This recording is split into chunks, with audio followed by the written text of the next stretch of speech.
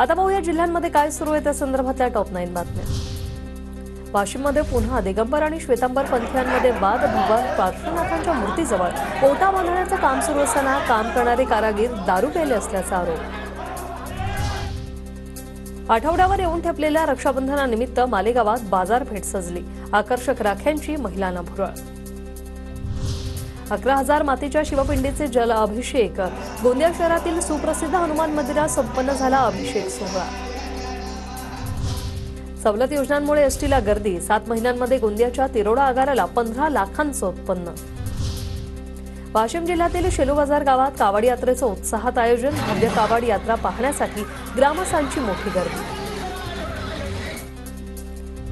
मालेगावी कावड यात्रेनिमित्त झांजेश्वर मंदिरातील महादेव पिंडीवर जलाभिषेक। भाविकांना वृक्षारोपणांचं वाटप करत पर्यावरण रक्षणाचा संदेश। जळगावच्या जामनेरमध्ये रेशन दुकानदारांवर कारवाईच्या मागणीसाठी राष्ट्रवादी युवक काँग्रेसचा मोर्चा। दुकानदारांवर धान्याचा अपहार करत असल्याचा आरोप। दुकानदारांचा परवाना रद्द करण्याची मागणी। नंदुरबारच्या तळोद्यातील सिंगसपूर शिवारात बिबट्या विहिरीत पडला। 6 तासांच्या रेस्क्यू ऑपरेशन नंतर बिबट्याला वाचवण्यात वनविभागाला यश।